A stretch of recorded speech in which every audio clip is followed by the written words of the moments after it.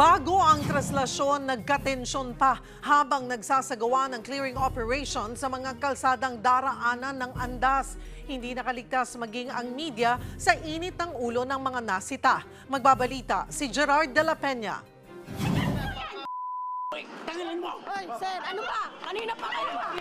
Tinakpan ng babaeng yan ng kamera ng News 5. Napikon siya matapos sitahin ng MMDA ang kanyang paninda na nakahambalang sa Arlegui Street nang magsagawa ng clearing operations para sa mga daraanan ng Andas. Hindi nakaligtas ang taga-media sa kanyang galit. Ilang araw na kayo pinagsabihan. Ayun na nga po, tinatanggal na. Yun nga, ang point dito, pag wala kami balik, di ba? Ayun na nga, tinatanggal na. Wag yung mga... Hindi pa kumalma ang tindera at kumuha pa ng pamalo. Pero hindi lang naman sila ang nasita. Umuusok pa ang iwang ito nang makumpiska ng MMDA. Maski kulungan ng manok, nakumpiska rin. Hindi rin pinalampas ng MMDA itong talyer sa bangketa. Sa Carlos Palanca naman, nagpulasan ng mga may-ari ng motorsiklo nang dumating ang strike force ng MMDA.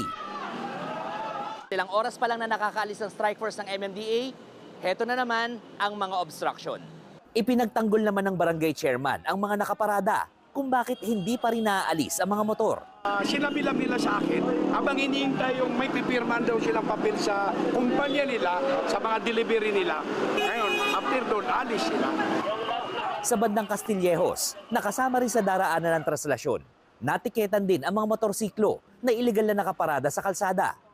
Napagsabihan din ng mga residente na sakali na nagluluto ng ihahanda sa pista. Sinuyo din ng MMDA ang Blumentritt at Lacson na magsisilbing alternate route ng mga motorista.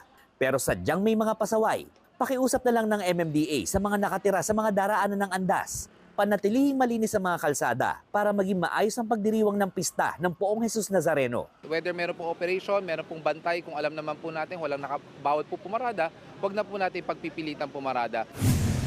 Sa May Rojas Boulevard naman, may mga naglatag na ng mahihigaan habang hinihintay ang pagdating ng Andas. Pangarap ko lang po yung may angat sila sa kahirapan.